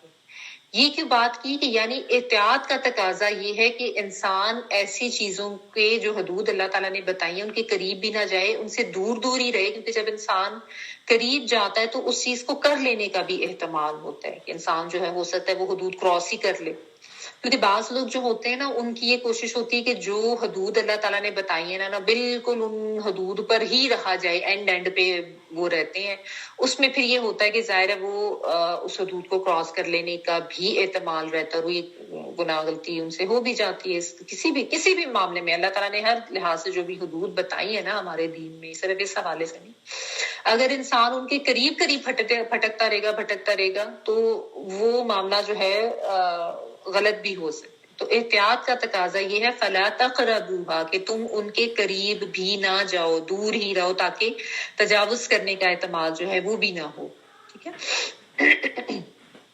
پھر اللہ تعالیٰ نے کہا کہ ذالک یبین اللہ آیاتہ للناس لعلہم یتقون، اسی طرح سے اللہ تعالیٰ جو ہے وہ اپنے احکامات اپنی آیات بیان کرتے ہیں لوگوں کے لیے تاکہ وہ بچ جائیں، تاکہ وہ پرہیزگار ہو جائیں، یعنی اللہ تعالیٰ نے جو روزے کے احکامات اتنے تفصیل سے بیان کر دیے ہیں، اور اسی طرح باقی احکامات بھی اللہ تعالیٰ بیان کرتے ہیں تاکہ لوگ جو ہیں وہ غلط انجام سے بچ جائیں، تاکہ وہ گناہوں سے بچ جائیں، تاکہ وہ جہنم کے عذاب سے بچ جائیں، ٹھیک ہے نا۔ اب آپ دیکھیں تقویٰ سے بات شروع ہوتی ہے اور تقویٰ پر ہی بات ختم ہوتی ہے، اتنا زیادہ تقویٰ کا ذکر بار بار آتا ہے نا، کیونکہ مومن کی پوری زندگی جو ہے وہ اسی پر فوکسڈ ہونی چاہیے، اور آپ دیکھیں پوری زندگی ایک مومن جو ہے وہ روزے کی حالت میں ہوتا ہے نا، کہ جس سے روکا گیا ہے اس سے رکنا ہے، جو کہا گیا ہے وہ کرنا ہے، چاہے نہ بھی دل کر رہا ہو وہ کرنا ہے، ٹھیک ہے نا۔ یہی تو ایک ٹریننگ ہوتی ہے روزے کی۔ تو یہ اللہ تعالیٰ نے اس میں جو ہے وہ کافی تفصیل سے اس کو بتایا کہ کیا کیا کیا جا سکتا ہے اور کیا نہیں کیا جا سکتا۔ اچھا ٹائم ہمارے پاس تھوڑا سا ہے تو میں ایسا کرتی ہوں کہ نیکسٹ آیت کر لیتے ہیں تاکہ ہمارا رکوع جو ہے وہ کمپلیٹ ہو جائے، ٹھیک ہے۔ وَلَا تَأْكُلُوا أَمْوَالَكُمْ بَيْنَكُمْ بِالْبَاطِلِ وَتُدْلُوا بِهَا إِلَى الْحُكَامِ لِتَأْكُلُوا فَرِيقًا مِّنْ أَمْوَالِ النَّاسِ بِالْإِثْمِ وَأَنْتُمْ تَعْلَمُونَ، اور ایک دوسرے کا مال ناحق نہ کھایا کرو، نہ حاکموں کو تک پہنچا کر کسی کا کچھ مال ظلم و ستم سے اپنا کر لیا کرو حالانکہ تم جانتے ہو۔ وَلَا اور نہ تَأْكُلُوا تم کھاؤ، تا تم آتین والا الف کاف لام روٹ ورڈ، اموالکم مالوں کو تمہارے، بینکم آپس میں، بین درمیان کے لیے آتا ہے، درمیان تمہارے، بالباطلی باطل کے ساتھ، باتوں لام باطل ہر چیز جو ناحق ہو، جو شرعی لحاظ سے بھی ناجائز ہو، عدل و انصاف کے لحاظ سے بھی ناجائز ہو، جو سچائی کے خلاف جو چیز ہو، جھوٹ، خیانت، چوری، ہر طرح کی چیز۔ وَتُدْلُو اور تم پہنچاتے ہو، تدلو جو ہے تے تم والا ہے، اور دال لام واؤ اس کا روٹ ورڈ ہے جو کہ ڈول کے لیے یا پانی کی بکٹ کے لیے آتا ہے۔ ڈول ہوتا ہے نا جس سے کنویں میں ڈال کے تو پانی نکالا جاتا تھا، ادلا جو ہے نا وہ کنویں میں ڈول ڈال کے پانی نکالنے کے لیے آتا ہے۔ تو کہنے کا مطلب یہ کہ زندگی میں کوئی فائدہ اٹھانا چاہتے ہیں تو اس کے لیے کوئی چیز ڈول بنا کر تو پانی تک پہنچا جائے. پانی دور ہوتا ہے نا تو ڈول کے ذریعے اس تک پہنچا جاتا ہے, رسی کے ساتھ ڈول باندھ کے. تو یعنی رشوت دے کر جو ہے وہ جس طرح کوئی اس چیز تک پہنچا جائے جو ویسے آپ کی رسائی نہ ہو جس تک. الحکامی اس کا مطلب حکام ہی ہے, حاکم لوگ. لی تاکلو تاکہ تم کھاؤ, فریقن سے مراد ایک حصہ ہے, من اموال الناس لوگوں کے مال میں سے, اموال الناس لوگوں کے مال میں سے ایک حصہ. بالاسمی اسم کہتے ہیں گناہ کو, اس گناہ کے ساتھ, وانتم تعلمون حالانکہ تم جانتے ہو. اب دیکھیں یہاں پہ چونکہ وہی بات ہے کہ تقوی کی بات آ رہی تھی نا, تو اب سمجھ لیں کہ اس تقوی کا ٹیسٹ حلال کمانا اور حلال کھانا, ٹھیک ہے نا. تو کیونکہ جو حرام سے بچ گیا وہ کامیاب ہے نا, تو اللہ تعالیٰ نے یہاں پہ یہ ایک چیز بتا دی روزے کے بعد فوراً یہ آیت کہ روزے کی حکمت کا جو نقطہ عروج ہے وہ اللہ کا تقرب حاصل کرنا, اور ان احکامات کا نقطہ عروج یہی ہے وہ جو تقوی کے حصول اور ان چیزوں سے بچو, اس کے قریب بھی نہ جاؤ, وہ یہی ہے اس کا نقطہ عروج کہ انسان پھر حلال کھائے. کیونکہ یہ بہت زیادہ اہم چیز ہے جس سے لوگ جو ہیں وہ بہت زیادہ ناواقف بھی رہتے ہیں یا پھسل جاتے ہیں, نہیں اس کے اوپر قائم رہ سکتے نا. تو روزے کے حوالے سے احکامات دے کے پھر فوراً باطل طریقوں سے مال کھانے سے منع کیا گیا کہ یعنی یہ تقوی کا پھر ٹیسٹ انسان کا اس طرح سے آ جاتا ہے نا. رمضان میں جو تمہیں سکھایا گیا اب اس کو اپلائی بھی کرو اپنی زندگی میں, کیسے بچنا ہے, کیسے رکنا ہے, حلال کماؤ اور حلال کھاؤ. یعنی تقوی کے حصول کا آپ کہہ لیں نقطہ عروج حلال رزق کھانا ہے, ٹھیک ہے. کیونکہ باطل طریقے بہت سے ہوتے ہیں, ویسے تو باطل طریقے سے رزق کمانے کی بہت سی صورتیں ہیں, کوئی بھی آپ کہہ لیں کہ جھوٹ بول دینا, خیانت کر دینا, چوری کر دینا, دھوکہ دے دینا, ظلم کر دینا.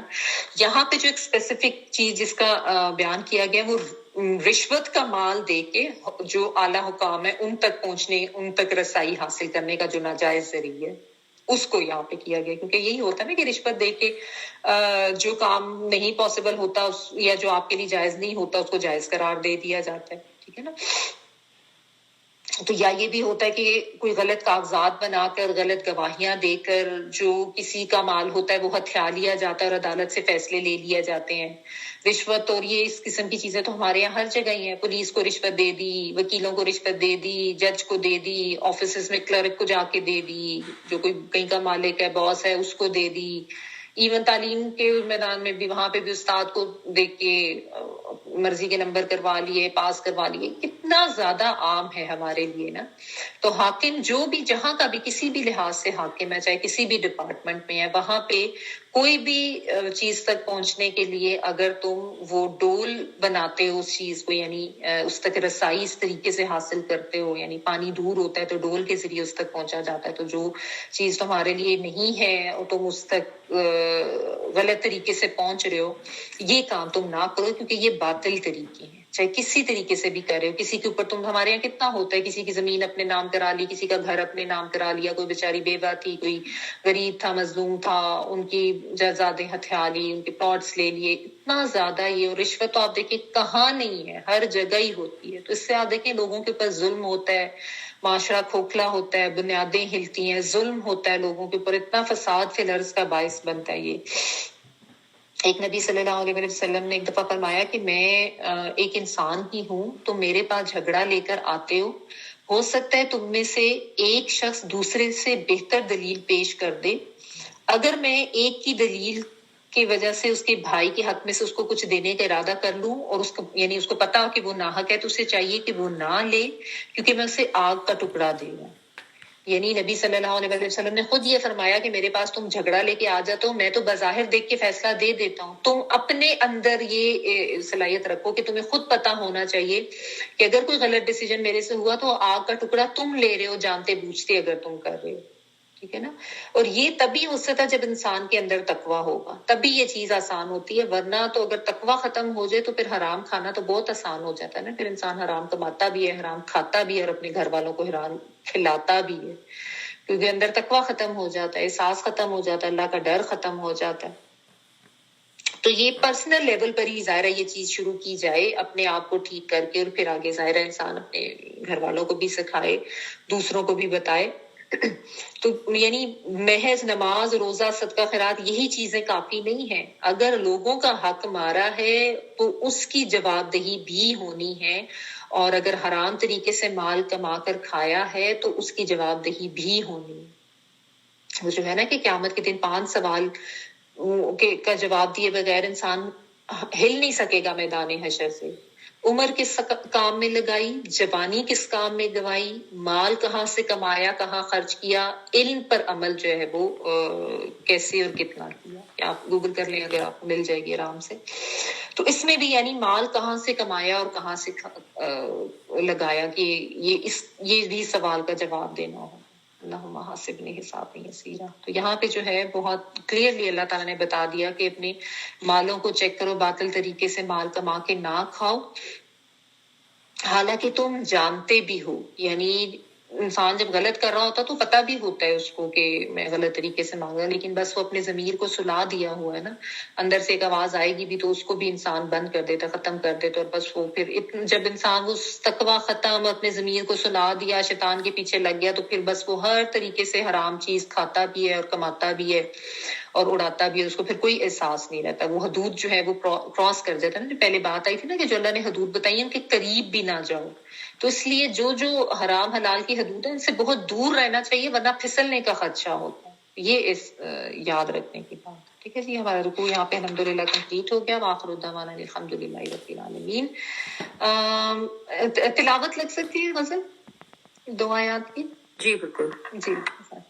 أحل لكم ليلة الصيام الرفث إلى نسائكم هن لباس لكم وأنتم لباس لهم علم الله أنكم كنتم تختانون أنفسكم فتاب عليكم وعفى عنكم فالآن باشروهن وابتغوا ما كتب الله لكم وكلوا واشربوا حتى يتبين لكم الخيط الأبيض من الخيط الأسود من الفجر ثم أتموا الصيام إلى الليل ولا تباشروهن وأنتم عاكفون في المساجد تلك حدود الله فلا